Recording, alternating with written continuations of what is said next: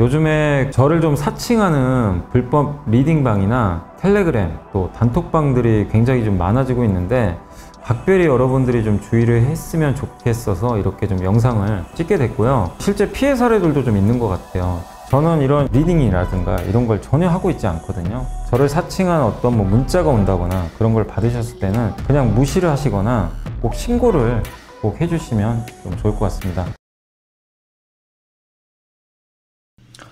네, 안녕하세요. 염승환이사입니다. 오늘 2024년 1월 8일 시장 함께 읽기 시작을 해보도록 하겠습니다. 자, 오늘은 증시가 오늘도 좀 답답한 것 같고요. 아직 장은 안 끝났는데 증시가 힘을 좀 많이 잃었죠. 그래서 두 달 연속 오른 부담감이 아직까지는 좀 작용을 하고 있는 것 같습니다. 자, 오늘 해드릴 내용은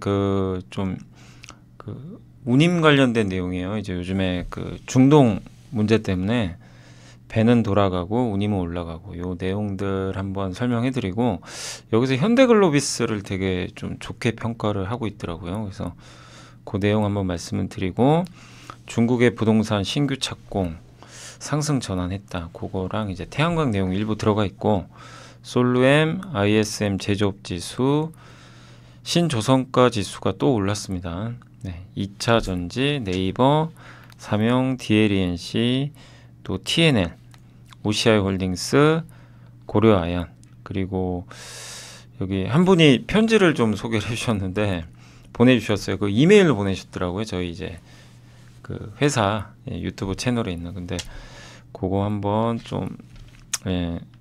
제가 읽어드리면 좋을 것 같아서 제가 뒤에 성함은 좀 뺐고요. 아마 아실 거예요. 본인 아시겠죠. 그래서 한번 소개를 이따가 해드리도록 하겠습니다. 자, 그래서 첫 번째는 배는 돌아가고 운임은 올라가고인데, 삼성의 김영호, 이가영 연구원님이 쓰신 거 굉장히 좀 긴 자료거든요. 그래서 이거는 제가 주말에 사실 읽었어요. 주말에 한번 읽어봤는데, 파나마 운하 아시죠? 그러니까 세계 3대 항로 중에 하나가 파나마인데, 여기가 전 세계 교역량의 2.5%, 이게 많지는 않죠. 근데 남아메리카를 우회하는 노선이 해당 운하를 통과하는 노선으로 대체하면서, 그러니까 남아메리카도 크잖아요. 남미 이 밑으로 돌아간다고 생각해 보세요.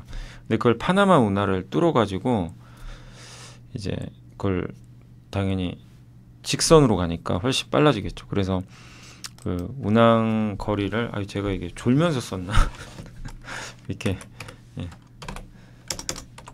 운항 거리를 15,000km 단축시켰다고 합니다. 관문식 운하라고 하는데, 이게 물을 많이 소비한다고 하더라고요. 배를 이렇게 띄워가지고 보내는 것 같더라고요. 근데 선박 하나가 통과할 때 2억 리터 물이 소비되고, 강수량이 많아서 가능하대요, 이 지역은. 근데 엘니뇨 때문에 슈퍼 엘니뇨 온다고 우리 이미 알고 있었잖아요, 어느 정도. 근데 실제로 왔고 전례 없는 가뭄이 발생해가지고 수위가 낮아져서 통행량이 지금 제한되고 있다고 합니다. 통행량을 줄여버리고 있어요. 근데 문제는 이게 단기 해결이 어렵다는 게 좀 문제고요. 우기가 끝나고 건기가 시작되기에 당분간 수위 개선은 좀 기대하기 어렵다, 이런 내용입니다. 그래서 지난 10월과 11월 비가 평년보다 되게 많이 내렸대요. 그런데도 수위가 낮대요. 그러니까 얼마나 그동안 이게 가뭄이 심했는지 알 수 있겠죠. 그리고 파나마 운하 통하는 주요 노선, 파나마 운하를 통과하는 주요 노선 같은 경우는 미주에서 아시아 노선이 한 42% 정도 된다고 이렇게 나와 있는데, 내년 2월에 일일 통행 선박수가 18척으로 기존 대비해서 절반 수준으로 감소하면 연간 6,500척이 돌아가야 된다고 합니다. 운항거리가 43% 증가하는 거죠. 여길 통과하는 배 중에서는 컨테이너선이 제일 많고요. 벌크선, 그 다음에 케미칼 탱커, 석유화학 운반선, LPG 운반선, 이런 선종들이 많은데, 근데 각 선종마다 비중들이 다를 거 아니에요. 그러니까 예를 들면 LPG 운반선 같은 경우는 파나마 운하를 통과하는 비중이 전체 중에 24.2%로 꽤 많죠. 그러니까 LPG 운반선 운임은 급등할 가능성이 높죠. 자동차 운반선이 14.5, 화학 제품이 13.4. 그러니까 이들 운임은 파나마를 통과하는 게 좀 제한되다 보니까 크게 올라갈 가능성이 높고, 그래서 운임 상승을 좀 전망하고 있고요. 특히 일본의 석유화학 기업 에네모스 그룹이 자사 LNG 운반선 통행을 위한 슬롯을 397.5만 달러의 낙찰을 받았다고 하는데, 종전 최고가가 285만 달러. 그러니까 저거를 통행을 하려면 이제 일정한 그 슬롯 공간을 확보를 받아야 되는 건데, 그걸 돈을 내고 지불하고 받는 거죠. 근데 그 금액이 저렇게 100만 달러 더 올라 버렸어요. 예. 그리고 2016년 파나마 운하 확장 이후 7년간 평균 이게 운하 통행량이 90만 달러 수준인데, 지금 7.5만 달러니까 어마어마한 거죠. 그만큼 많이 올랐습니다. 여기가 파나마 운하죠, 이쪽. 그러니까 여기서 이렇게 통과하면 금방 갈 거리를 만약에 이거 못하면 이렇게 돌아가야 됩니다. 엄청난 시간 낭비죠. 수에즈 운하, 네, 마찬가지죠. 돌아가는 거는 굉장히 시간이 오래 걸려요. 그래서 뉴욕에서 여기 뚫어서 아시아로 갈 때, 만약에 뉴욕에서 아시아 갈 때는 뭐 여길 뚫을 수가 없잖아요. 막혀 있으니까 돌아가야 되죠. 예. 그러니까 엄청난 시간이 걸리고, 파나마 이게 운하 지도로 갑니다. 여기 요 가툰 간마 여기를 통해서 이제 이렇게 가는 것 같아요. 구조가 이렇게 돼 있대요. 관문식. 근데 평균 강수량이 이렇게 낮아요. 그래서 이번에 비가 많이 왔대요. 많이 왔는데 이 회색이 올해 11월 평균, 그러니까 강수량인데 엄청 왔죠. 근데 이게 수위예요. 호수 수위. 이 진한 파란색 선 있죠. 이게 막대기 제일 낮은 거. 이게 지금 밑에가 있죠. 여기 수위가 너무 낮은 거예요. 예전보다. 저 수위가 낮으니까 배가 제대로 못 가는 거죠. 예. 저게 지금 파나마 운하의 지금 문제다. 요거 이제 기후 변화 때문에 이렇게 생긴 거고, 그래서 LPG 캐리어 운임도 좀 많이 오른 상태고, 케미칼 탱커, 곡물 운반선 다 올랐죠. 그다음 수에즈 운하는 이제 전쟁 리스크 때문에 지금 선박 운행이 잘 안 되는 거 아시죠? 근데 전 세계 고용량이 11.7%, 주요 컨테이너 선사들이 다 여기를 드나드는데 통과를 지금 못하고 있고요. 7개 글로벌 그 컨테이너 선사하고 HMM을 이렇게 합치면 전 세계 선봉량이 71.3%. 그러니까 전 세계 70% 이상의 이 회사들이 지금 이제 이걸 못 가는 거죠. 대부분. 예. 그러니까 이 70%를 차지하는 이 기업들이 지금 저 수에즈 운하 통화를 사실상 지금 금지시키고 있는 거죠. 왜냐하면 지금 공격당하니까 가면. 그래서 미국이 뭐 이제 지원을 요청을 해서 하겠다고 했는데, 그래도 막 공격을 하니까 일단 지금 임시로 또 중단시켜놨거든요. 근데 여기도 컨테이너선의 비중이 제일 크고요. 탱커선, 벌크선 비중이 꽤 되는데, 컨테이너선은 연간 고용량의 27.8%가 수에즈 운하에 의존을 하고 있고, 근데 여기 또 자동차 운반선이 18%예요. 벌크선은 4%밖에 안 됩니다. 근데 여기 이제 운하 통과 선박이 계속 감소하고 있죠. 자동차 운반선은 29.8%. 그 아프리카 희망봉 돌아가야 되는데 운항거리가 지금 6,150km 증가합니다. 그럼 운임이 당연히 올라가겠죠. 그래서 위험을 무릅쓰고 만약에 수에즈 운하를 통과를 한다고 치자고요. 그래도 보험료가 올라가요. 사고 날 수 있으니까. 그래서 이 수에즈 운하를 통과를 못하고 이렇게 돌아가야 됩니다. 요게 이제 홍해죠. 컨테이너 선이 좀 비중이 높은 편이고요. 특히 자동차하고 컨테이너 선이 수에즈 통과하는 비중이 높습니다. 그래서 해상 운임은 이미 반등했고요. 상하이 컨테이너 선 운임 지수가 77%. 자동차 운반선도 운임이 되게 높아요. 근데 이번에 또 사상 최고치. 경신했습니다. 네, 이유는 아시죠? 여기다 벌크선 운임도 지금 상승세. 왜냐하면 비수기에도, 왜냐하면 이제 올해부터 국제 해사기구가 등급을 매겨가지고 그 벌크선 이제 운항하는 거에 대해서 규제 들어가요. 그러니까 낮은 등급의 선박은 운항을 못 하는 거죠. 그럼 배가 공급이 주니까 운임이 올라가는 거죠. 그래서 상하이 컨테이너선 운임 지수는 뭐 이 정도 많이 오른 건 아닌데 어마어마한 상승 후에 지금 빠졌다가 올라가는 거고요. 이게 컨테이너선 운임 지수 단기 흐름이고, 최근의 흐름, 그 다음에 자동차 운반선 역대 최고입니다. 그냥 계속 오르고 있고요. BDI 지수는 좀 빠졌었고 국제유가. 근데 여기에 환경 규제까지 이제 강화가 되니까 구조적으로 운임이 오르는 거죠. 탄소 집약도인데 1톤의 화물을 1해리 운송하는데 배출되는 이산화탄소량을 이제 평가한 건데 이거 이제 너무 많이 배출하면은 등급을 낮게 줘요. 그래서 A부터 E까지 2등급 받으면 이제 운항을 못 하고요. 예. 그래서 전체 선봉량의 약 35% 이상이 열이라고 합니다. D나 2등급. 예. 굉장히 낮은 등급이죠. 그러니까 이 선박들은 이제 감속을 해야 돼요. 배를 천천히 운항해야 돼요. 탄소 배출 줄여야 되니까. 그러면 운항 거리가 증가하고 공급이 제대로 안 되니까 운임은 오르겠죠. 그래서 벌크선은 또 선박도 부족해요. 부족하고 컨테이너선은 큰 영향 없는 게 워낙 발주가 많이 돼가지고 공급이 많죠. 예. 그리고 이거랑 별개로 유럽이 또 독자적인 선박 환경 규제를 또 올해부터 그 시작을 좀 하는 걸로 좀 알려져 있는데 해운 산업을 탄소 배출권 거래조도에 편입시켜가지고 해상 운송할 때 탄소 배출권 사서 운항하라는 거죠. 탄소 배출했어? 배출권 사. 예, 안에 벌금. 이겁니다. 그래서 EU 안에 이제 밖에서 EU 안으로 배가 들어오잖아요. 그러면 배출량에 탄소 배출할 거 아니에요. 그 100%를 구매를 해야 돼요. 배출권을. 다 비용 부담이죠. 예. 어기면 톤당 100유로 벌금. 풀 EU 마리타임은 이건 역시 그 온실가스 집약도를 규제해가지고 무탄소 에너지 사용을 장려하는 거라고 합니다. 한마디로 옛날 배 하지 말고 이제 친환경 선박으로 바꾸든가 배를 천천히 몰든가 탄소 배출 줄이면서 해라. 이게 모토죠. 그러면 어떻게 돼요? 결국엔 기존 선박들 운행이 쉽지가 않죠. 예전처럼. 그러면 공급은 줄어들 가능성이 높죠. 예. 근데 국내 해운업은 투자하기가 좀 쉽지가 않다고 합니다. 아쉬운 게 뭐냐면 펜오션이 왜 HMM을 전 인수하는지를 모르겠어요. 예, 인수를 굳이 왜 해야 되죠? 주주분들 피해가 이렇게 큰데. 예, 유상자 우려 때문에 지금 주가 안 가잖아요. 근데 뭐 어쨌든 유증하면 가치가 떨어지니까 좀 아쉬운 상황이고 그래서 대안주로는 대한해운이 있는 상황이고요. 예, 그 다음에 현대글로비스가 가장 최적의 대안이죠. 예, 글로비스가 자동차 운반선 사업하잖아요.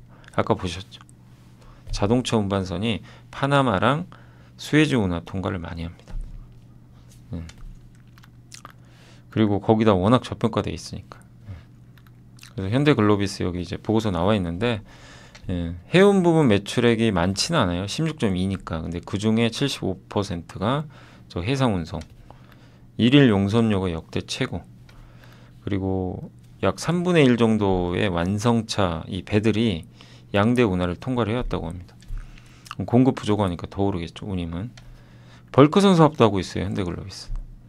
네, 포워딩 매출은 뭐냐면 이제 컨테이너선 같은 거 운영해가지고 3자 물류 서비스. 네, 이건 뭐냐면은 혹시 지난주에 제가 우리 AI 공부할 때 SI 업체 기억나시죠? SI 업체 중에 그 삼성 SDS 한번 소개해드렸잖아요. 삼성 SDS. 그 회사가 AI 사업도 하지만 뭐 하죠? 요거 하잖아요. 3자 물류. 네, 그 첼로 스퀘어인가 기억나시죠? 예. 그 사업이 이제 이런 거 비슷한 거죠. 물류를 대행해 주는 거죠. 물론 뭐 삼성 SDS가 뭐 배를 운항하는 건 아니지만 이제 이런 기업들하고 또 계약을 맺겠죠. 그러니까 이제 운임이 올라가면 비싸지니까 단가가. 그러니까 첼로 스퀘어도 이렇게 컨테이너선 운임 지수가 오르면요 실적이 좋아집니다. 근데 여기도 마찬가지죠. 현대글로비스도 컨테이너선 운임 지수 오르면 요 서비스 단가 올라가니까 이게 작년 3분기까지 매출액이 58%나 감소했어요. 운임 지수 폭락해가지고. 근데 다시 올라가겠죠. 거기다 PER 5.4배. 예. 그래서 사업 대부분이 자동차 부품 운송, 완성차 해상 및 육상 운송에 집중돼 있어서 예. 그러다 보니까 맨날 할인 받아요. 어쩔 수가 없어요. 예. 그러나 지금 최근의 분위기는 어찌됐건 글로비스한텐 우호적으로 작용하고 있는 거죠. 거기다가 환경 규제. 그래서 결국 단기적으로는 자동차 내에서는 가장 어떻게 보면 매력적일 수 있어요. 왜냐하면 현대모비스한테는 지금 상황이 안 좋아요. 왜냐하면 또 이게 운임지수 또 올라가면 물론 예전만큼 큰 피해를 보는 건 아니고요. 이미 구조적으로 이제 운임지수 낮아졌기 때문에 과거보다는 큰 영향 없지만 단기적으로 이제 이런 것들은 그 부품사한테는 좀 부담이고 요런 이제 운송업체한테는 좋은 거죠. 그럼 이제 이렇게 보면 돼요. 해치 차원에서 글로비스를 투자하는 것도 하나의 방법입니다. 모비스를 파는 게 아니라 완성차나 뭐 이런 부품사를 팔기보다는 갖고 있는데 이들이 부진할 수 있잖아요. 그죠? 뭐 현대차나 기아는 뭐 성장 둔화 우려, 판매 부진 우려 뭐 이런 게 있으니까 조금 최근에 그러면 같은 이 자동차 부품 내에서 자동차 회사 중에서 글로비스를 투자하면 해지가 돼요. 얘가 이제 방어를 해주는 거죠. 얘는 왜냐면 지금 분위기가 괜찮거든요. 운임 때문에. 그런 관점으로 보시면 돼요. 그러니까 이런 것들이 바로 이제 같은 업종에서 투자를 하는 포트폴리오를 이제 꾸리는 방법 중에 하나죠. 아니면 이제 삼성 SDS도 해치 차원에서 괜찮은 거죠. 아까 말씀드린 똑같은 거죠. 물류 사업하고 있으니까. 물론 얘는 이제 AI도 하지만. 그러니까 이런 것들을 공부를 해놓으시면 이제 우리가 알 수가 있잖아요. 아, 이 글로비스는 이런 사업이 있었고, 삼성 SDS는 이런 사업이 있었고, 그런 거 이제 우리가 알 수가 있는 건데 어쨌든 이제 글로비스는 그걸 떠나서라도요. 주가가 워낙 저평가되어 있습니다. 보세요. 밸류가 그냥 저 발바닥 가 있습니다. 그러니까 부담도 없는 거죠. 전혀 움직이질 못했어요, 사실. 그래서 저도 이거 글로비스까지 생각을 못 하고 있었거든요. 제가 저 운하 얘기 나왔을 때 저도 그냥 뭐 HMM이나 페노션이나 대한해운 정도 뭐 이들 기업 수혜는 받겠네 이 정도 생각했지 글로비스까지 연결을 잘 못 졌어요. 근데 이제 주말에 저 보고서 보면서 아 글로비스가 있었지. 저도 이제 그걸 놓친 거죠, 생각이. 저도 좀 반성을 해야 돼요. 바로 글로비스를 떠올렸어야 되는데 그걸 놓친 거죠, 어떻게 보면. 보고서 보고 다시 한번 좀 생각이 났습니다. 아무튼 그런 아이디어가 좀 있으니까 한번 참고하시고 여기 김영호 이가영 연구원님께 다시 한번 감사드리고 이게 뭐 운임이 어떻게 될지 어떻게 알겠어요. 사실 뭐 누가 알겠습니까? 갑자기 또 급나갈 수도 있는 거고. 다만 이제 글로비스나 이런 기업들은 워낙 밸류가 낮으니까 뭐 하방이 되게 단단하니까 별로 잃을 게 없는 거죠. 뭐 운임이 떨어진다고 해도 뭐 이것 때문에 오른 것도 없잖아요, 그죠? 자, 그래서 먼저 이걸 설명을 해드렸고 그 다음에 이제 오늘 본격적으로 오늘 보고서 한번 보여드릴게요.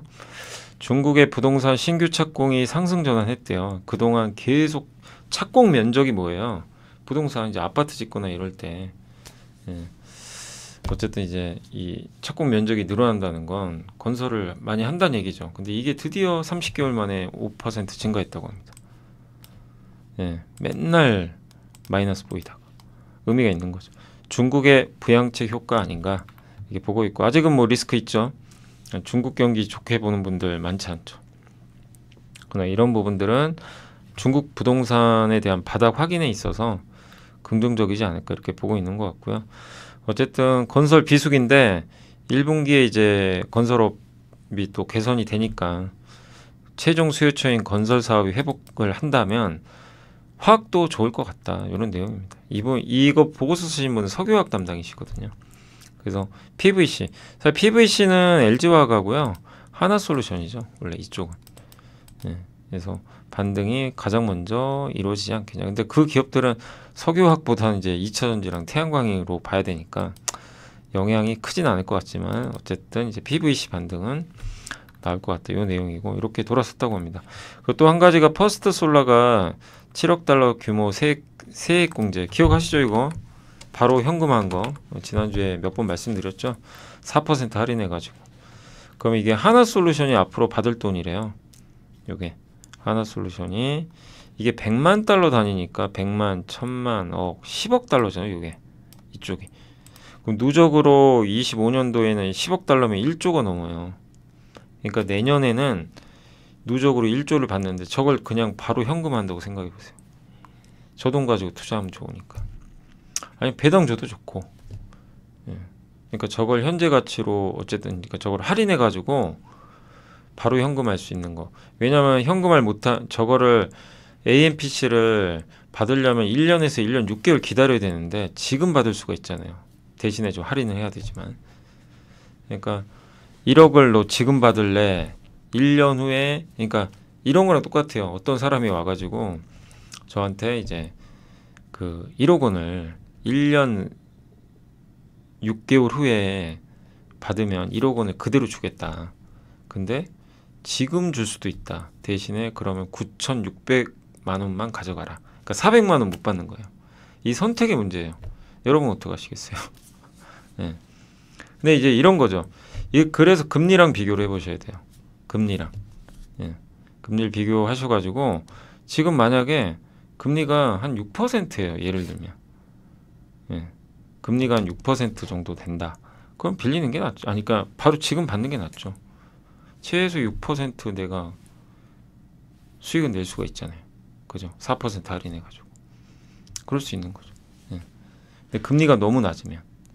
그러니까 이건 이제 금리 따라 좀 달라질 수는 있는데 어쨌든 지금 받냐 안 받느냐 그런 거에 대한 뭐 결정을 해야 되겠지만 지금 현재 미국의 국채 금리가 4%니까 뭐 적정하게 할인한 거 아닌가 하는 생각은 들긴 들거든요. 어쨌든 바로 현금할 수 있다는 건 긍정적인 것 같습니다. 그리고 솔루엠 같은 경우는 이제 4분기 영업이익이 190억으로 4분기 좀 안 좋을 것 같아요. 주가 좀 부진하죠. 예. 근데 올해 좋을 것 같습니다. 올해 뭐 ESL이 전자 가격 표시기 요거랑 파워 모듈 배터리 충전 뭐 하는데도 좀 들어가는 것 같고요. 요 두 가지가 성장하면서 좋을 것 같고 조명도 있고요. 전기차 충전기요. 예, 이쪽에 들어가는 이제 파워 모듈 요게 마진이 좋다고 합니다. 그리고 이게 핵심은 요거죠. ESL. 그래서 영업이익 16% 증가할 걸로 전망하고 있고 파워모듈 신사업들이 2분기부터 반영되고요. 전기차 충전기용 파워모듈은 멕시코 공장 완공되면서 신규 고객이 늘어날 것 같다. ESL은 이제 작년 8천억 이상의 신규 수주 기록했고요. 올해도 1조 원 이상 수주할 것 같습니다. 그래서 이 3개 분기 연속 좋은 실적 내다가 갑자기 4분기부터 좀 안 좋아진다고 하니까 올해 1분기까지 좀 둔화된대요. 그러니까 이제 주가가 지지부진한 건데 그러나 그런 것들은 좀 어느 정도 반영을 하고 있으니까 올해 2분기 위에 성장을 기대하면서 단 주가는 하락할 때 항상 기회를 엿보세요. 오를 땐 하지 마시고 조금 시간은 약간 걸릴 수 있는 상황이다라는 정도로 보시면 좋겠고 이은택 연구원님은 이제 구매 담당자들이 자꾸 거짓말하는 것 같다. 뭐냐면 ISM 제조업 지수 되게 안 좋거든요. 아직도 성장했다고 응답한 산업이 하나밖에 없대요. 그만큼 지금 안 좋게 보는 건데 근데 지금 보면 미국이 안 좋나요? 기업 환경이? 그건 아니잖아요. 예. 그러니까 지금 아직도 이 미국 기업들의 그러니까 재고 담당하는 분들이 있죠. 구매 담당자. 이분들이 아직도 갸우뚱갸우뚱해요. 예. 그러니까 좀 보수적으로 얘기를 하고 있는 거죠. 설문조사거든요, 저게. 근데 이제 경기 침체가 근데 우리가 봤을 때 아니잖아요, 미국이. 근데 이분들은 경기 침체로 생각하고 있다는 거죠. 근데 만약에 금리 인하가 시작되면 금리 인하가 된다는 얘기는 물가가 안정화된다는 얘기고 경기가 좋아진다는 얘기죠. 그러면 심리가 바뀌어서 주문을 단기간에 급증시켜 버릴 수도 있다. 그렇게 보고 있는 것 같아요. 그래서 금리 인하는 대부분 2분기로 봐요. 3월은 좀 어렵다는 의견이 많아졌고 5월에 하지 않을까. 예, 이게 가장 확률이 높은 것 같습니다. 근데 그렇게 되면 막 그 주문을 이제 할 가능성이 높다는 거죠. 금리 인하 신호가 진짜 임박을 하면 그때 가서. 그래서 결국 일단 ISM 제조업 지수도 돌리지 않겠냐. 근데 분명한 건 여기서 우리가 느낄 수 있는 거는 재고가 낮아요. 재고가 낮다는 건 일단 쌓아야 되거든요. 그래서 올해는 컨셉 중에 하나가 재고 사이클이 한번 시작이 될 거예요. 재고. 낮아진 재고. 무슨 재고가 낮죠? 재화. 각종 상품들 있죠. 이 재고가 다 낮아요. 지금 낮은 상태인데 이 재고를 쌓으려는 투자가 아마 들어갈 겁니다. 그게 언제냐 이거죠. 이제 그걸 ISM 제조업 지수 보면서 주문 재고를 보는 거죠. 근데 아직은 여기 ISM 재고거든요. 엄청 떨어져 있죠. 예. 그러니까 이제 요게 언제쯤 돌릴지 그러면 또 랠리가 나옵니다. 증시가. 예. 저 주문이 들어온다는 얘기니까. 자 그리고 이제 다올투자증권의 최강식 연구원님이 그 신조선가 지수 또 말씀해 주셨는데 180포인트를 넘었어요. 이게 뭐냐면 2008년 12월 이후 처음으로 180 넘었습니다. 그러니까 계속 올라요. 지금도. 그러니까 올해 수주 목표를 좀 낮췄는데도 어찌 됐건 지금 조선 성과는 계속 오르고 있습니다. 전 선종이 상승했고 중고성과 올랐고요. 삼성중공업이 1월 2일 날 아마 캐나다 FLNG 같은데 요거 수주했고요. 근데 이거 23년 물량으로 보는 게 맞다고 합니다. 올해 모잠비크하고 미국 요 2건 수주 예상하고, 그 다음에 이후에도 또 추가 수주 나오면서 4건. 이게 해양 플랜트가 한 건에 막 2조씩 하거든요. 어마어마한 거예요. 내기만 해도 만약에 내기 따내면 8조입니다. 그러니까 삼성중공업 FLNG 스토리는 이제 시작된. 그러니까 삼성중공업이 다른 회사랑 좀 차별화된 건 해양 플랜트죠. FLNG 강자 중에 하나예요. 거의 독보적으로 혼자 막 수주 따내고 있으니까.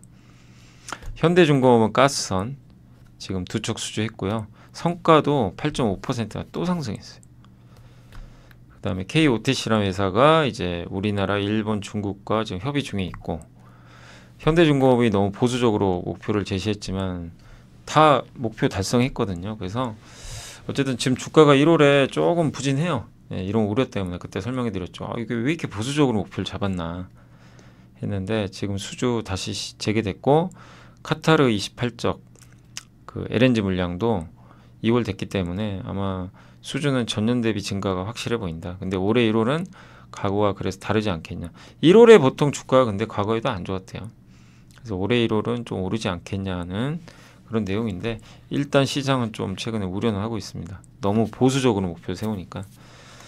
여하튼 클락슨 신조선가 지수는 계속 오르고 있습니다. 여기 중요하죠. 여전히 오르고 있습니다. 2차 전지는 4분기하고 올해 1분기까지 실적이 그렇게 좋을 것 같지는 않아요. 그래서 실적은 큰 기대하지 마세요. 그리고 재고자산 평가 손실이 좀 있는 것 같고요. 지금 갖고 있는 재고자산이 있는데 이걸 판매를 해야 되잖아요. 근데 예상 판매가격이 점점 떨어져요. 왜? 리튬과 니켈 가격이 떨어지니까. 그래서 재고자산 평가 손실이 아마 어느 정도 발생할 것 같습니다. 그러나 이런 실적 부진을 이용해서 비중을 늘리자라는 내용이고요. 그러니까 분할로. 그러니까 4분기 실적 확인한 다음에 하라는 얘기죠. 지금 하지 마시고. 저는 이 의견에 동의해요. 지금 막 급하게 할 필요 없어요. 배터리 기업들. 예. 지금 천천히 관망하시다가 실적 보고 대응하시면 되겠고, IRA 보조금 리스트 발표했죠. 그러니까 제가 그 함께 배우기에서 24년도 올해 준비하는 그 영상을 한번 만들어 드렸지만 거기도 나와 있지만 2차 전지 관련해서 미국이 답을 줬잖아요. 어디가 수혜라고요? 전해액과 분리막. 그 중에 제일 수혜는 전해액이라고 저는 봐요. 개인적으로. 예. 그 이유는 우리나라 분리막 회사들은 아직 미국에 공장이 없어요. 예. 지으려고 하겠죠. 근데 전해액은 이미 있단 말이에요. 그래서 있고 없고가 중요하거든요. 그래서 저는 오히려 전해액이 더 수혜주로 보고 있는데, 다만 여기 김철중 연구원님은 분리막을 더 좋게 보고 계십니다. GM 볼트는 LG 엔솔 미시간 공장에서 공급을 하는데, 여기 밸류체인은 중국이 아니라 이제 한국과 미국, 일본이고, 블레이저랑 이제 이코녹스라는 제품은 얼티움, GM과 LG가 합작한 공장이거든요. 여기는 중국 기업과 장기 공급 계약을 맺은 거예요. 여기 보시면. 예. 그러니까 창신신 소재, 분리막 1입니다. 여기랑 6월 달에 재작년. 그리고 그 중국의 신저우방과 전해액 공급. 예. 중국 기업들 거 썼는데 이제는 좀 부메랑이 되겠죠. 그래서 계약 기간 내년까지인데 이걸 대체하기 위해서 우리나라 거 써야죠. 그래서 한국의 분리막 전해액 기업들이 수혜를 받을 것 같다. 이런 내용이고, 실제 그렇게 될 수밖에 없는 게 지금 나와 있죠. 보조금 못 받아요. 예. 그래서 상당히 이제 의미가 있는 거. 그러니까 답지를 딱 정해주고 있어요. 2차전지는 이쪽이 좋다는 거. 그럼 네이버가 오늘 주가 괜찮았는데, 네이버도 저는 뭐 그때 이제 함께 배우기에서 저도 이제 한번 자료 만들면서 고민해 보니까 그 생각이 문득 들더라고요. 몇 년 전이었죠. 그때 모바일 스마트폰 시대 2012년인가 13년에 그때가 브랜드 10년 전이 떠올랐던 게, 그때 그런 얘기가 되게 많았거든요. PC 시대가 끝나고 이제 모바일로 가는데 네이버가 살아남을 수 있겠냐. 다 PC로 녹색창에 검색하고 있는데 모바일에 사람들이 이거 쓸까? 그런 의혹도 되게 많았어요. 의심도. 저도 그랬어요, 실제. 야, 이거 네이버 이제 네이버 시대가 끝나나? 네. 웬걸 네이버가 모바일도 다 장악했습니다. 지금도 여러분 검색할 때 네이버 많이 쓰시죠, 핸드폰에서, 스마트폰에서. 그러니까 아 연예인과 네이버 걱정하는 게 아니구나 그 생각을 좀 했는데 지금도 비슷해요. 이제 검색은 점점 중요도가 떨어집니다. 제가 지금 저는 자료를 많이 만들잖아요. 그래서 검색을 많이 하는 편이거든요. 예. 근데 지금은 저는 챗 GPT나 하이퍼클로버 X에 바로바로 물어봐요. 근데 한 가지 좀 불편한 게 이게 얘가 정답을 얘기하고 있는지 거짓말하는지 그걸 알 수가 없어요. 그래서 한 번 더 필터링 해야 돼요. 어쩔 수 없어요, 당분간은. 그게 좀 시간이 걸리긴 하지만 근데 어쨌든 되게 빨라요. 너무 편해요. 바로 잡주니까. 그냥 검색과는 다르잖아요. 검색은 뭐예요? 내가 치면 얘가 검색을 해서 밑에 결과물들을 몇 개를 알려주면 내가 클릭해서 들어가야 돼요, 일일이. 마지막 최종 답까지 찾는 과정이 몇 번 더 걸려요. 근데 생성의 AI는 그게 아니죠. 답을 그냥 얘가 바로 보내줘요. 근데 이 시대가 오면 네이버는 어떻게 될까? 예. 근데 역시 연예인 걱정하는 거랑 비슷한 거 아닐까? 왜? 생성의 AI 하고 있잖아요, 네이버가 또. 그 다음에 그거에 특화된 검색 서비스 만들었죠. 큐라는 거. 예. 그래서 거기에 또 광고 붙이고 그렇게 한다면 뭐 네이버 걱정은 할 필요 없지 않나. 다만 이제 네이버가 그것도 걱정을 안 하면 안 되고 잘 해야죠. 예. 아이디어가 훼손되면 뭐 좋게 볼 수 없는 거니까. 어쨌든 목표 주가 유지했고 치즈직이라고 아프리카 TV처럼 이제 그 게임 중계하고 할 수 있는 BJ 분들이라고 그러시죠. 그 서비스를 런칭했고 트위치가 이제 한국에서 안 하니까 그래서 현재 반응은 괜찮다고 합니다. 4월부터 정식 런칭 들어가고요. 여기에 단가가 높은 동영상 붙일 수도 있고 또 젊은 분들이 많이 이용하니까 데이터 확보도 좋고 예. 또 4분기는 전자상거래 내에서 도착 보장 또 뉴로클라우드가 이제 기업들한테 제공하는 클라우드 서비스죠. AI 그리고 전자상거래 AI 도입을 하고 AI가 지금 이제 그 뭐죠 홈쇼핑 그 뭐죠 네이버 라이브 쇼핑 원고까지도 이제 만들어주는 시대잖아요. 네, 그럼 거기 등록하신 자영업자분들은 되게 편하죠. AI 네이버 거 이용하면 되니까. 그 다음에 뉴로 클라우드는 이제 기업들이 네이버의 클라우드를 쓸 거냐, 아니면 삼성 SDS 거 쓸 거냐, 뭐 이런 거죠. 그리고 오픈 AI GPT 스토어가 이번 주 수요일 날 나온다고 합니다. 그 이제 애플 앱스토어처럼 우리가 스마트폰에서 다운받아서 앱을 실행하는 것처럼 이제 AI 앱스토어가 열리는 거예요. 시장이 바뀝니다. 여기에 수능을 하셔야 돼요. 그래서 AI 공부를 당연히 해야 되는 거예요. 근데 AI가 그동안은 반도체 위주였죠. 우리가 거의 공부를. 근데 지난주부터 우리가 뭐를 했죠? 소프트웨어로 바꿨죠. 예. 소프트웨어의 시대가 올해는 또 한 번 더 열릴 것 같습니다. 그러니까 반도체만 볼 필요는 없어요. 그래서 이제 우리나라에서 근데 이제 대표 기업은 뭐 네이버고 삼성 SDS, 제가 봤을 때는 롯데정보통신 이런 기업들이 가장 대표 기업이 아닌가라는 생각은 좀 하고 있습니다. 그리고 메리츠증권의 양승수 연구원님은 사명 탐방 갔다 오신 것 같은데 2.3 마이크로미터 전기차용 커패시터 필름 본격적으로 좀 공급을 한다라는 이제 내용이고요. 근데 이 커패시터라는 거는 이제 한마디로 이 전력을 이제 저장을 해놓는 거거든요. 그러니까 순간적으로 이제 전기를 쓸 수 있게 해주는 그런 하나 이제 부품이라 보시면 되는데 거기 들어가는 필름이에요. 전기차나 하이브리드 차에 많이 필요합니다. 근데 여기가 이제 일본 도레이가 독점을 하던 시장인데 이걸 이원화해가지고 단가도 비싸다고 합니다. 그래서 신규 라인이 가동되면 이제 전기차용 필름만 생산을 한다고 이렇게 돼 있고요. 또 이 커패시터 필름이 국내 테이프 업체 통해 가지고 원통형 배터리용으로 품질 테스트를 지금 하고 있대요. 예, 요게 통과되면 또 배터리용으로 더 들어가겠죠. 근데 기존 필름 대비해서 내구성, 내열성이 좋고 PI 필름 아시죠? 요거 대비해서 단가가 낮아서 침투율이 올라갈 것 같다. 이런 내용이고 그 다음 미국 환경보호국이 유해물질인 PVC 랩 있죠. 랩 아시죠? 랩 우리 이렇게 돌돌 어떤 뭐 포장하거나 그런 거. 근데 그 PVC 랩 쓰지 말고 피오랩으로 대체하려는 움직임이 있대요. 그러면 이거를 만드는 회사가 삼형이 거의 독점적이라고 합니다. 만약 저게 시행이 되면 국내 유일 피오랩 공급사인 또 삼형의 호재가 되지 않겠냐. 뭐 이런 내용인 것 같아요. 올해 이익 좋을 것 같고요. 단가, 물량 증가, C는 비용 감소 이런 것들이 개선돼서 실적 좋을 것 같다. 실제 이렇게 매출만 올해 이렇게 나오면 주가가 안 갈 리가 없죠. 매출 성장인데 이게 어려운 게 뭐냐면 진짜 저 정도 매출 나와? 그죠? 그걸 누가 알겠어요, 사실은. 그죠? 올해 전망이니까. 근데 저렇게 된다면 주가는 많이 가는 거죠. 그래서 그걸 이제 확인을 해야 돼요. 매 분기 실적 발표하면서. 단가는 이미 올라간 거, 요건 뭐 이미 올라간 거고요. 다만 가동률이 좀 떨어졌는데 다시 한번 가동률 올라가는지 봐야 되겠습니다. 그리고 21년도에 그 전기차용 신규 시설 투자가 이미 끝났는데 이제 발표를 했고, 요게 이제 본격적으로 전기차 전용으로 생산이 이제 계속 된다면 마진이 올라가겠죠. 그래서 그때 한번 주가 쭉 올랐다가 다시 원위치했는데, 근데 올해 한번 볼만한 기업인 것 같아요. 예, 올해 예상 실적 대비해서 퍼도 10배 정도.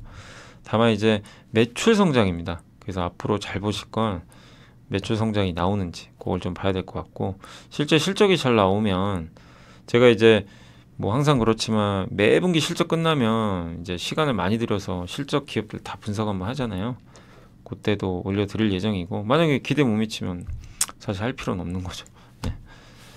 기대에 의하면은, 근데 그게 일시적이면 또 상관없어요. 근데 구조적이면 이 회사는 투자할 뭐 가치가 없겠죠. 네. 근데 반대로 구조적으로 이제 매출 성장이 나오면 투자를 해야 될 이유가 명확해지는 거죠. 근데 일단 탐방 결과는 굉장히 긍정적으로 보고 있는 느낌이 좀 들긴 들었습니다. 그 양승수 연구원님의 이제 보고서를 보면요. 그다음 요즘에 DLNC 얘기 많이 나오죠. 요새 계속 다 목표가 올려요. 건설 애널리스트 분들이 대안주다. 근데 제일 안전하다고 저는 예전부터 계속 얘기를 했거든요. 예, 제일 안전합니다. 순연금 많고. 근데 이제 요새 PF 문제가 터져버리니까 이제 DLNC에 대해서 긍정적인 평가들이 계속 나오고 있어요. 똑같아요. 여기도 내용은 PF 이익이 선반영됐고, 주가 싸고, 순연금 1.1조 원이나 갖고 있고, 부채 비율 100% 안 되고, 올해 실적 좋을 것 같고, 플랜트 매출 기대하고, 주주 환원 정책이 마무리됐기 때문에 올해 또 새로운 주주 환원 정책 기대한다. DL건설 저는 100% 자회사 편입한 건 주주 가치에 긍정적이다 보고 있고, 다만 4분기 영업이익은 조금 감소할 걸로 전망하는데, 그래도 기대보다는 잘 나올 것 같습니다. 당장 크게는 못 가요. 뭐 건설 업종 자체가 안 좋은데 갈 수는 없지만 그 안에서 가장 좀 안전한 기업이 되지 않을까 이렇게 보고는 있는 상황이고, 많은 애널리스트 분들이 다 요즘에는 이제 DLNC를 계속 이렇게 목표 주가를 다 올리고 있다라고 보시면 되겠고, TNL이 지난 금요일날 갑자기 급등했죠. 그래서 수요일 날이었나 어느 분이 TNL 물어보셔가지고 저 라이브 할 때 그때 주가 빠지고 있었거든요. 그래서 이게 왜 빠지지? 저도 모르겠더라고. 이게 왜 도대체 빠지는지. 그래서 저는 이제 TNL도 여드름 패치도 잘 하고 있고, 미국, 유럽 그쪽에서 이제 매출도 확대하고 있어서 좋게 보고 있었거든요. 그래서 조금만 더 지켜보자 이렇게 말씀을 드렸는데 갑자기 금요일날 주가 폭등해 버렸죠. 그 이유가 IR이 있었나 봐요. 근데 올해 실적 좀 성장할 것 같다라고 언급을 했던 것 같습니다. 그래서 일단 이제 목표 주가 목표 주가 상향 조정했고요. C&D란 기업이 이제 히어로 코스메틱스라는 회사를 인수했는데, 히어로 코스메틱이 TNL의 그 여드름 패치 같은 거 있죠. 이거를 미국에서 유통해주는 업체예요. 이 회사가. 이 회사를 C&D가 인수했어요. C&D는 유럽에도 유통망이 있어요. 그러면 유럽까지도 가는 거죠. 그래서 주가가 많이 올랐어요. 그것 때문에. 네, 점포수도 늘고, 그 재고도 많이 확보를 해놨고. 네. 그러다가 이제 그 재고 확충이 좀 어느 정도 끝나다 보니까 조금 이제 실적이 하반기부터는 좀 둔화되는 거 아니냐, 이런 좀 우려가 있었던 것 같고요. 다만 올해 약 20% 이상의 매출 성장을 목표로 하고 있고요. 1분기부터 미국 재고 확충 수요를 확인할 수 있을 것 같다. 그러니까 이번 1분기 실적이 상당히 중요할 것 같습니다. 예. 그리고 향후에 입점 점포수도 더 확대가 될 것 같고, 24년도 예상 영업이익은 21% 정도 증가할 거고, 영업이익률이요 무려 30.8%나 돼요. 굉장한 거죠. 네, 그래서 올해 성장이 가시화될 것 같다라는 이제 아마 IR이 있었다 보니까 주가가 그냥 뭐 빵 올랐던 것 같아요. 그래서 이제 숫자만 계속 보시면 되겠습니다. 네. 그래서 아마 4분기는 뭐 그렇게 많이들 기대는 안 하니까 올해가 중요할 것 같긴 한데, 이제 4분기 실적 발표할 때 올해 전망이 또 나오겠죠. 예. 그리고 유럽으로 수출이 만약에 이제 본격화되는 시점이 언제쯤인지 모르지만 그게 된다면 실적은 더 상향되지 않겠냐. 현재 PER은 9배로 부담 없다. 그래서 여기 보면 TNL의 창상 피복 치료제 있죠. 피부 이렇게 재생해 주는 거. 그게 이게 확 꺾여 있죠, 지금. 보면 수출 규모가. 요거 때문에 좀 우려했던 것 같아요. 근데 주가는 그래서 밸류에이션 바닥까지는 왔습니다. 그래서 하방은 되게 단단해졌다는 거 염두에 두시면 좋겠고, OCI 홀딩스도 요즘에 좋은 얘기들 많이 나옵니다. 일단 강동진 연구원님이 목표 주가 유지했고요. 말레이시아로부터 중국으로 수입되는 폴리시콘 가격이 상승한, 그러니까 말레이시아에서 중국으로 가요. 폴리가 원래 중국이 폴리 제일 많잖아요. 근데 왜 말레이시아에서 수입을 하죠? 예. 왜 중국 거 쓰면 미국에 못 가거든요. 다 걸려요. 그냥. 그 롱기라는 이제 중국 회사가 OCI 폴딩스 폴리시콘, 저게 이제 말레이시아산이거든요. 저걸 사용해서 예, 모듈을 만들었더니 이제 미국 통관이 가능해졌다. 그러니까 이제 OCI 거 써버리는 거죠. 중국 회사들은. 그러니까 가격이 중국산 폴리실리콘은 10kg당 10달러가 안 돼요. 근데 지금 여기 비중국 가격은 20달러 이상이라고 합니다. 그러니까 훨씬 높은 프리미엄 받고 있는 거죠. 그리고 그 미국 내 태양광 설치 수요는 꾸준히 증가할 거예요. 그리고 비중국 폴리실리콘 수요는 거기에 맞춰서 좋아질 거고, 왜 미국에서 수요가 늘어나니까. 근데 OCI 홀딩스 말레이시아 공장은 중국 외의 업체들 중에서 가장 원가 경쟁력이 높고 또 증설도 하고 있어요. 그래서 지금 35,000톤이거든요. 생산 능력이. 이걸 65,000톤까지 26년까지 늘린다고 합니다. 거의 유일하게 증설하는 업체. 근데 중국 회사들은 1년에 100만 톤씩 증설을 해요. 생산을 해요. 어마어마하죠. 중국과 같이 경쟁하면 망하는 거예요. 너무 공급이 많으니까. 근데 다행히 미국이 그거 막아버리고 있잖아요. 지난 10년간 OCI가 그래서 망할 뻔했잖아요. 진짜 힘들었어요. 중국이 너무 공급 과잉을 하니까. 근데 그때 미국 규제도 없었죠. 근데 이제 미국 규제가 생기니까 OCI 홀딩스가 만드는 비중국 폴리실리콘은 가격이 보장돼 버리는 거죠. 오히려 중국 회사들도 OCI 거 쓰려고 그러고, 이번에 하나솔루션 미국의 큐빅 PV랑 또 공급 계약 맺었습니다. 예. 그래서 빌 게이츠가 투자했던 걸로 유명하죠. 큐빅 PV는. 근데 미국에다 이제 10기가와트 수준 웨이퍼 공장 짓는 게 목표라고 하는데, 미국 내 최대 태양광 웨이퍼 업체가 될 거래요. 그러면은 여기에 들어가는 그 폴리실리콘을 이번에 지금 OCI 걸 쓰게 된 거죠. 홀딩스 걸. 예. 그러니까 OCI는 덩달아 수혜가 예상이 되는 거죠. 예. 그래서 여전히 주가도 PER 4.3배니까 긍정적으로 보자는 그런 의견이니까 참고하시면 되겠고, 고려아연은 이번에 목표 주가 67만 원으로 상향 조정을 했고요. 4분기 영업이익이 2,123억이고 일단 실적 괜찮을 것 같습니다. 예, 그리고 아연과 연 판매량이 연초 제시한 목표치를 상회할 것 같다. 이런 내용이고, 주요 금속 모두 4분기 판매량이 전분기 대비 또 증가를 할 거라고 합니다. 또 LME는 뭐냐면 이제 영국의 런던 있죠. 런던 메탈 익스체인지라고 그래요. 그래서 런던 금속 거래소. 그리고 지금 거기서 이제 거래되는 이제 아연 가격이 2.9% 정도 올랐고, 호주 법인입니다. SMC는 호주의 이제 고려아연 자회사인데, 여기가 3분기까지 증설 관련된 판매 부진, 저기가 좀 실적이 안 좋았어요. 근데 이제 여기가 좋아지면서 실적 개선 효과가 생길 것 같고요. 최근에 아연 가격은 좀 계속 견조하게 잘 유지되는 것 같습니다. 예. 그리고 지난해 이제 가을부터 개시된 일부 아연 광산들의 수익성 악화, 화재 등에 따른 조업 차질로 인해 가지고 공급 감소 가능성이 높대요. 그래서 아연 가격은 4분기 대비로는 올해 1분기가 더 오르지 않겠냐 이렇게 보고 있고, 금도 만들거든요. 금화군. 근데 이런 이제 기금속 가격이 오르는 것도 고려아연의 실적에는 긍정적입니다. 또 니켈 사업하는 자회사 캠코, 이게 지분율이 너무 낮아서 많이들 우려하셨는데 64%까지 늘려나가지고 그것 때문에 이제 목표 주가 올린다라는 내용입니다. 그래서 지난해 가을까지는 아연 가격 하락이 계속 부정적이었지만 추가 하락 가능성은 제한적이고, 현재 주가는 실적 부진이 반영되어 PBR 1.1배로 밴드 최하단까지 왔어요. 그러니까 부담 없다. 다만 언제 갈지 모르죠. 예, 모멘텀이 당장 큰 건 아니지만 배터리 광물업체 저 캠코 지분도 확보했고, 또 한 가지가 중국과 합작사 만들면 이제 보조금 안 주잖아요. 근데 중국 자본이 투입 없는 그런 합작사를 지금 만들었기 때문에 그런 점은 높은 밸류를 줄 수가 있는 거죠. 비중국산 배터리 소재, 광물 소재. 이게 이제 핵심 포인트 중에 하나죠.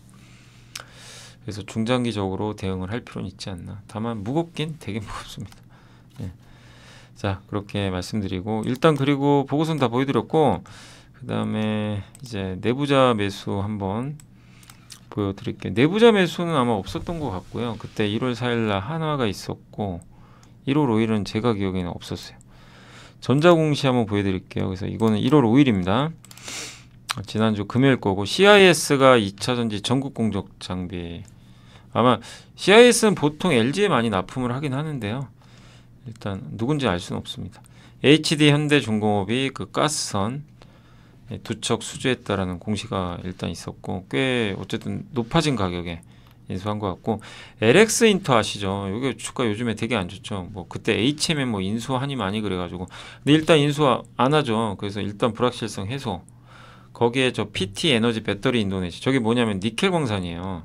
저거 지분 취득 그러니까 옛날에 LX 인터의 단점 중에 하나가 니켈 언제 지분 취득하냐 광산 해야 되는 거 아니냐. 예, 포스코처럼 포스코 인터처럼. 근데 드디어 공시가 떴어요.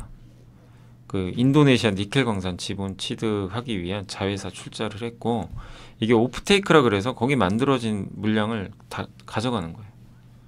예. 이거 좋은 거죠. LX 인터한테 되게 우호적인. 그래서 일단 저는 이제 저 공시를 봤을 때 지금 주가는 좀 떨어져 있지만 굉장히 좋은 호재가 나온 게 아닌가 이렇게 판단하고 있고요. 그 다음 YG원은 그 버크셔에서의 아시죠? 워런 버핏이 투자했던 기업으로 유명한 게 YG원이에요. 실제. 예. 그래서 삼자 배정 유상자를 했고요. IMC라는 기업에 이게 절삭 공구 업체인데 여기가 이제 그 유상자 이번에 참여. 제가 알기로는 이게 10%였던 것 같은데 제가 좀 잘못 본 것 같습니다. 예. 발행 주식 아마 총수의 10% 정도 될 거예요. 예. 한번 금액 다시 한번 확인해 보세요. 예. 제 기억엔 그렇고 그 다음에 이번에 증자에 참여한 기업이 버크셔 해더웨이 그 워런 버핏의 산하 기업입니다. 산화가 아니라 산하죠. 산하 기업으로 알려져 있다고 합니다. 그러니까 이미 YG원 지분을 7.85% 갖고 있는 상태에서 또 투자를 한 거예요.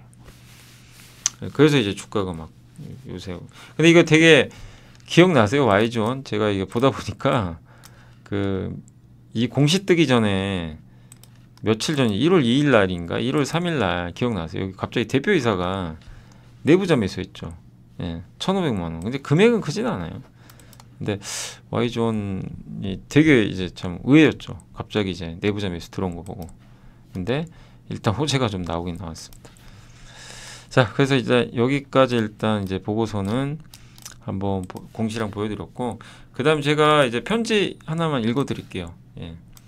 한 분이 이제 아주 정성스럽게, 근데 이게 좀 의미하는 게 좀 있어가지고 제가 한번 읽은 다음에 시장 설명하고 마무리를 일단 짓도록 또 하겠습니다. 자, 그래서 제가 편지 내용을 띄워드리진 않고 그냥 읽을게요. 자, 안녕하세요 이사님. 저는 50 중반의 평범한 가장입니다. 이사님을 유튜브를 통해 뵌 지가 벌써 2년을 넘어가나 보네요. 3프로TV, 머니올라, 각종 경제방송 커뮤니티, 와이스트리트 예전에 참 많은 곳에 출연했었는데 요즘에 예전처럼 많이 출연 안 하는 것. 근데 그게 이유가 있어요. 뭐 이게 또 너무 또 많이 출연하는 것도 제 생각엔 좀 아닌 것 같고 그래서 유튜브 채널은 많이 줄였어요. 예. 그리고 사실 또 여기 채널 연벌리와 함께 더 집중하려고 공부할 시간도 훨씬 더 많이 필요하니까 그래서 그것 때문에 또 줄인 것도 있고 또 요즘에 이제 증권사 아시겠지만 직원분들 있죠. 뭐 애널리스트 분들도 있고 증권사 뭐 영업하시는 분들도 아마 여러분도 아마 느끼실 거예요. 예전처럼 유튜브 많이 안 나오는 거. 예. 분위기가 좀 그렇잖아요. 여러분도 아마 아실 거예요. 제가 무슨 얘기하는지 그런 것도 좀 있고. 예. 그래서 어쨌든 그러다 보니까 이제 안 나가게 됐고 그게 이제 계속 좀 이어졌던 것 같습니다. 근데 어쨌든 저는 방송 줄이길 잘한 것 같아요. 저한테도 도움이 더 많이 되고 그 시간에 더 많은 걸 제가 공부해가지고 더 알려드릴 수 있으니까. 예. 아무튼 어느 날부터인가 강연 내용을 듣기만 해서는 제 능력이 중요한 내용을 기억을 못하는 것 같아서 받아 적기를 시작을 했는데, 받아 적는 분들 되게 많으시더라고요. 근데 되도록 한번 빠른 속도로 듣고 나서 나중에 기록을 한다고 합니다. 근데 이제 요약된 내용을 적다 보면 자기도 모르게 기억이 남는 것 같고, 그리고 회사 일 보고 들어와서 늦게라도 하는데 어쨌든 엑셀 파일에 기록을 하고 있대요. 그러다 보니 2만여 줄을 향해 다가가고 있다고 합니다. 제 목표가 공부는 못해도 이사님 강의는 빼놓지 말고 듣고 기록하자였는데 나름 제 자신의 약속을 지켜서 흐뭇합니다. 이사님 강의가 보통 1시간 내외로 진행이 되는데 이를 듣고 적는 데에만 강의 시간에 거의 2배의 시간이 걸리는데, 이사님은 이 자료를 매일 만드시는데 과연 얼마나 시간이 걸릴지. 시간이 많이 걸리긴 하죠. 예. 주말에 그 영상 함께 배우기까지 만들려면 참 그 시간과 열정에 경의를 표하지 않을 수 없게 됩니다. 감사합니다. 이사님만큼은 못하지만 최소한 이사님 강의는 놓치지 말자고 생각해서 듣고 적다 보니 저도 1년의 시간이 됐는데, 뭐 기업 공부 추천도서, 개인적 의견, 타 성공장님들의 마인드, 그들만의 철학 등을 전해주실 때 저와 같은 주린이들이 진정 성공하고 잃지 않길 진정으로 바라는 마음 전해져서 다시 한번 감사의 말씀 드립니다. 오늘 마지막 시장 함께 읽기에서 마지막에 그 노을 프라푸티노님, 기억나시죠? 예. 그래서 이 지난주였죠. 예. 근데 그 철학을 남겨주신 것도 이러한 맥락이라 생각되고 저도 반성하고 더 노력해야겠구나라는 생각이 들었습니다. 투자라고 하기엔 많은 금액은 아니지만 나름 진정성 있게 한다고 했는데 그게 진정성만 있지 진정성만큼 공부는 못한 것 같습니다. 그래서 일단 강의와 뭐 작은 공부로 인해서 1년 전부터는 잃지 않는, 그래도 손해 안 보고 계시대요. 1년 전부터는 잃지 않는 계좌가 됐고, 일단 그게 중요해요. 계속 손해를 보다가 어느 순간 잃지 않게 되거든요. 큰 수익은 안 나요. 근데 그게 정말 중요합니다. 그때부터 계좌가 바뀌어요. 그 되게 단단해지다가 나중에 이제 어느 순간 내가 집중 투자를 하게 되거든요. 근데 그런 것들이 한두 번 맞았을 때 자산이 불어나요. 그러면서 이제 순항을 하는 거예요. 그 과정이 있어요, 사실은. 예, 그래서 이제 잃지 않는 게 제일 일단 먼저 중요합니다.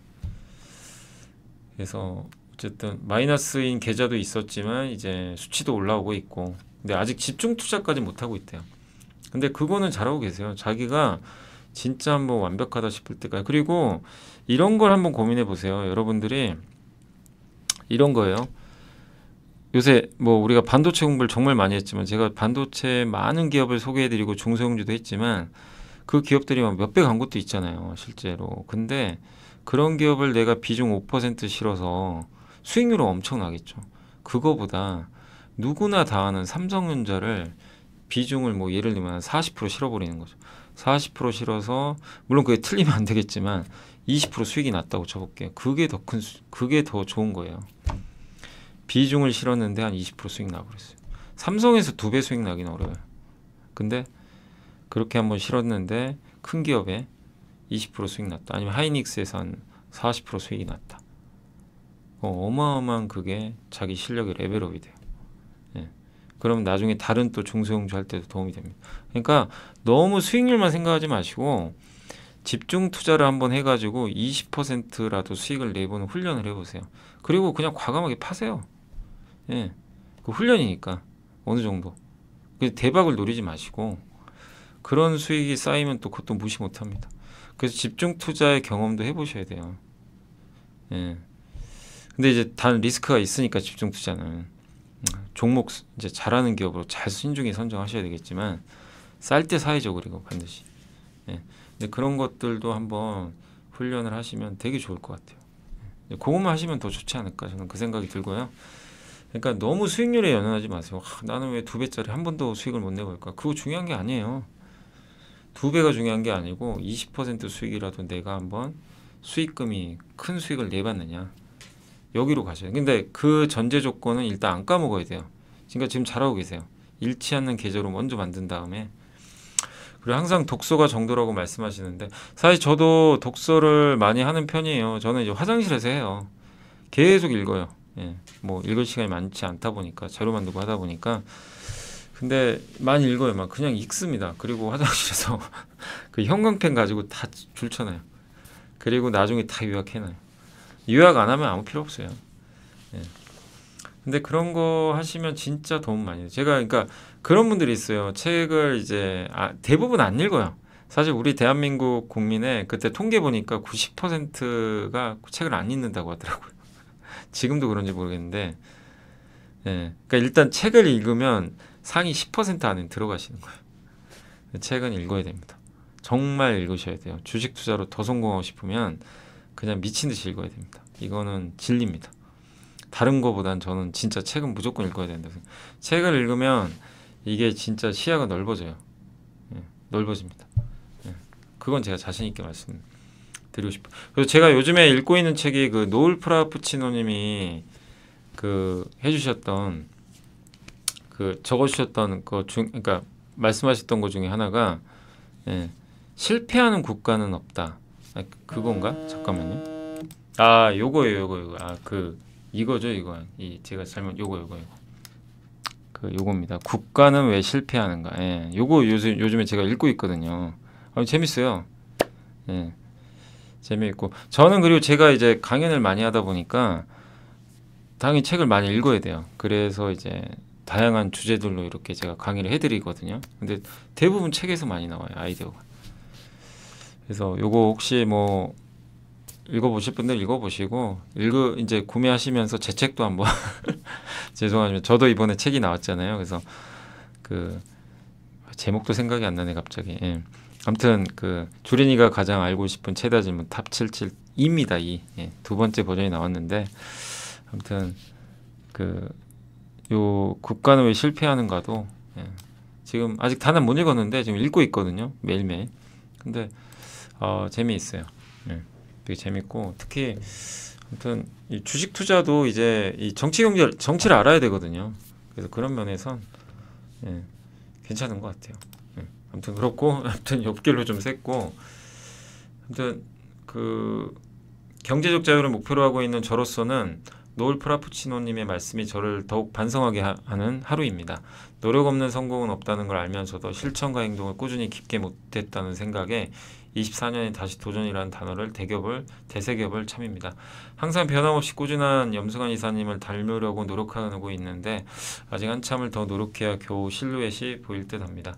제 모토가 노력하는 사람이 되자인데 모토만 있었던 것 같아 다시 한번 반성하는 하루가 된 것 같습니다. 시장 함께 읽기 메모만 그동안 했는데 새해부터는 함께 배우기도 메모로 해야겠습니다. 24년 새해는 독서, 주식, 재무제표, 섹터, 기업 분석, 업황 등 차근차근 공부해보는 게 목표고요. 그리고 24년 12월 31일에 다시 메일을 보내게 된다면 제 목표의 최소한 80%는 달성했다고 보냈으면 좋겠어요. 80%가 아니면 어때요? 예, 너무 막 그 수치에 목매실 필요는 없고요.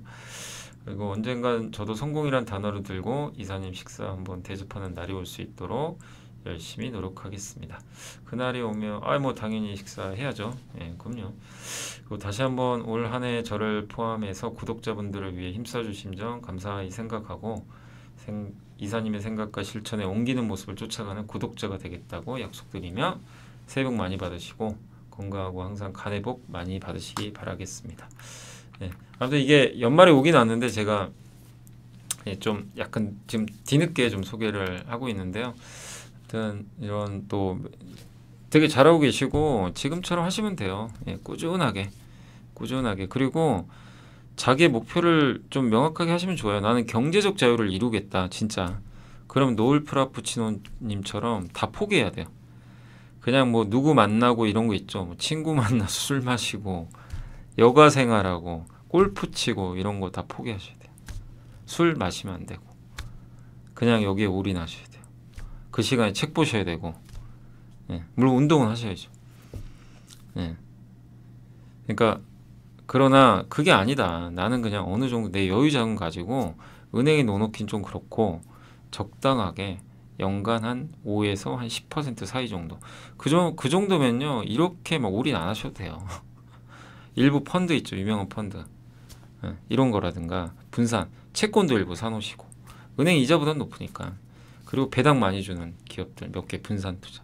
그게 적당히 하셔도 돼요. 그리고 주가 폭락했을 때 현금 갖고 있다가 주가 폭락했을 때 잘하는 기업 몇 개 있죠. 대표죠. 그런 거 사놓고 기다렸다가 한 20% 오르면 팔고 그런 식으로 하셔도 돼요. 근데 그거는 각자의 선택입니다. 내가 어떻게 할 거냐. 예. 근데 이제 지금 이분께서는 올인하신 것 같아요. 그러면 정말 열심히 해야 돼요. 그래서 지금 잘하고 계신 것 같고 다만 너무 건강을 해치지 마시고 하셨으면 좀 좋을 것 같고 그리고 다시 한번 또 말씀드리고 싶은 거는 제가 물론 이제 이런 뭐 영상을 매일 올려드리지만 이 모든 아이디어의 근간은 책하고 보고서예요. 그래서 다시 한번 저는 애널리스트 분들한테 항상 감사드리고 그분들은 저는 항상 그래 보고서 볼 때 이거는 맞추려고 쓴 게 아니에요. 자기 근거, 예. 그러니까 뭐냐면은 자기 논리를 이제 펼치는 거죠. 그래서 결과를 도출하는데 그걸 어떻게 맞춰요? 예, 미래를 어떻게 알고? 근데 엄청난 공부를 해서 합리적으로 글을 써서 맞추려고 노력하는 분들이야. 예, 그러니까 애널리스트 분들을 제가 좀 안타까운 게 애널리스트를 막 폄하하는 분들이 있어요. 예, 근데 저는 어쨌든 이제 애널리스트 분들한테 항상 감사합니다. 예, 감사하고 단 그 애널리스트 분들에 대해서 보고서를 100% 믿지 말라는 거예요. 예, 아 그게 어떻게 100% 맞겠어요? 그거에 대해서 여러분이 자기 걸로 만들어야죠. 그래서 저도 이제 보고 제가 봐요, 읽어보고 예, 제 나름대로 해석을 해요. 예, 뭐 맞고 틀리고 간에. 근데 이 기본적인 저의 머릿속에 있는 이런 정보들은 대부분 보고서에서 많이 나와요. 그러니까 너무나 감사한 거죠. 그래서 여러분들도 혹시 뭐 제가 소개시켜드리는 이런 보고서 통해서 좋은 아이디어 얻어서 수익 내셨으면 뭐 전화하지 마시고 이메일 있잖아요. 이메일 알 수 있잖아요. 예, 보고서 같은데 이메일 나오니까 이메일 좀 아시게 되면 이메일로 예, 편지를 보내세요. 이런 식으로 너무 감사하다. 이 아이디어 얻고 예, 괜찮았다. 절대 비난하지 마시고 예, 이렇게 하셔가지고 어쨌든 저보다는 애널리스트 분들한테 좀 감사하시면 저는 또 좋을 것 같습니다. 이분들이 만약에 이게 안 쓰시면 뭐 없어요. 우리 뭘 가지고 투자해야 되는 거죠 도대체. 예, 그러니까 저는 항상 좀 애널리스트 분들한테 많은 개인 투자분들이 좀 감사하게 생각했으면 좋지 않을까. 그분들이 정말 노력 많이 하거든요. 예, 저는 그렇게 좀 그렇게 예, 생각하시면 어떨까 하는 또 마음에서 그러니까 너 저한테 너무 감사해하지 마시고 저야 뭐 이렇게 요약해서 뭐 정리해 주는 정도인데요. 뭐. 예, 제가 뭐 한 일이 있습니까? 네, 아무튼 그렇게 말씀드리고 자 이제 지금 시장이 아직 끝나진 않았는데 일단 지금 3시거든요. 거의 3시인데 제가 좀 또 지금 약간 나가봐야 돼가지고 시간이 좀 애매해서 지금 30분 남았지만 이대로 끝날 것 같아요. 그래서 여기서 좀 정리 한번 해드릴게요. 그래서 오늘 이제 종합주가 지수는 오늘도 좀 빠져가지고 4일째 좀 부진하고 코스닥이 오히려 더 견조한 그러니까 개별 종목 장세예요. 무거운 기업들은 잘 안 가고 그냥 금리가 반등하다 보니까 미국도 좀 막혀 있고 그래서 증시는 조금 답답한 상황이고 오늘 그리고 그동안 기관들이 주식 많이 샀거든요. 연말에. 근데 이제 그거 팔고 있어요. 요거는 뭐 일시적인 물량이다 라고 봐주시면 좋을 것 같습니다. 그래서 오늘도 일단 코스닥이 조금 더 견조하고 그 다음 오늘 뭐 상반기 신규 상장 기업 한빛레이저 요게 또 상한가다 보니 요게 제일 센 것 같고 초전도체는 또 뭐가 있었나요? 오늘 난리가 났네요. 네. 그래서 초전도체가 급등하고 있고 근데 오늘은 뭐니 해도 AI 관련주예요. 챗봇 관련주들 여기가 뜨겁고 제가 중소형주들은 일단 소개를 안 해드렸는데 와 이건 뭐 너무 올라가지고 참 아무튼 그렇고 이제 대형주만 좀 몇 개 소개해드렸잖아요. 소프트웨어 근데 오늘 삼성 SDS가 오늘 어쨌든 좋았고 카카오랑 네이버도 오늘 괜찮은 것 같습니다. 웹툰 관련주도 오늘 굉장히 좋은 분위기고요. 그러니까 한마디로 소프트웨어의 날이고 여기에 또 같이 빠져나올 수 없는 게 클라우드죠. 클라우드랑 그 다음에 또 뭐죠 보안주들 이쪽도 좀 같이 간다. 그래서 오늘 보안 관련된 기업들 뭐 파수나 뭐 이런 기업들의 주가가 굉장히 좀 뜨거운 것 같습니다. 그 인터넷 대표주 아까 보여드렸고 로봇 관련주들도 일단은 오늘 좀 오르고 있고요. 근데 로봇도 뭐 우리가 말하는 그 전통 로봇보다는 예, 소프트웨어 쪽 관련된 기업들이 좀 센 것 같아요. 그리고 게임주들 일단 오늘 주가 이스트소프트가 이제 AI로 가다 보니까 좀 강했고, IT 대표주에서는 오늘 LG 디스플레이가 정말 오랜만에 좋았고, LG전자는 그래도 실적 발표하고 나서 좀 분위기 괜찮습니다. 이미 실적 안 좋을 거 우리 다 알고 있었잖아요, 그죠? 예. 근데 어쨌든 그래도 4분기가 영업이익이 좀 개선됐다라는 그런 좀 소식이 좀 나오다 보니까, 그리고 이미 어차피 좀 안 좋을 거를 우리가 몰랐던 건 아니거든요. 예. 그래서 지금 3,125억 나왔죠. 잠깐만요. 예상이 4분기 예상이 6,395억이니까 예상보단 좀 부진하긴 했어요. 예. 예상보단 조금 부진하긴 했습니다. 4분기 영업이익이 3,125억이니까 그래도 오히려 이제 안 좋을 걸 미리 좀 알았기 때문에 주가는 좀 다행히 반등을 해주고 있는 것 같습니다. 그래서 오늘 일단 이쪽 IT 대표주도 괜찮고, 특히 LG 디스플레이가 정말 오랜만에 6%나. 그래서 그때도 한번 말씀드렸지만 유상자 그냥 받으시라 그랬잖아요. 갖고 계신 분들은 받는 게 좋아요. 왜냐면 더 나쁠 건 별로 없어요. 또 올해 애플 OLED 모멘텀이 있으니까. 그 다음에 의료 AI도 오늘 좋은 분위기고요. 우주항공 쪽은 우주항공청이 드디어 특별법이 아마 내일 이제 본회의에서 처리가 될 겁니다. 여야 합의가 끝났어요. 그래서 그러나 오늘 우주항공주들이 간다기보다는 일부 좀 차익 매물도 나오곤 있다. 그래서 좀 다르다. 움직임은 좀 다르고요.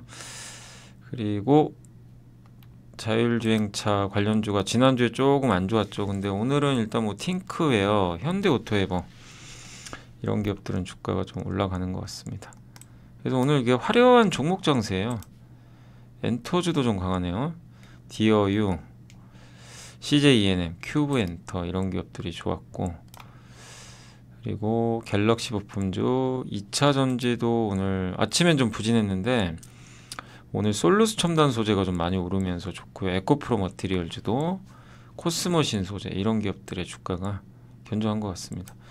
그리고 이제 태형건설 리스크로 좀 건설주 안 좋았는데 오늘 건설주들은 그래도 조금씩 살아나는 것 같아요. 다만 오늘 그 바이오가 요새 하루 딱 좋더니 계속 안 좋습니다. 차익 매물 막 쏟아져요.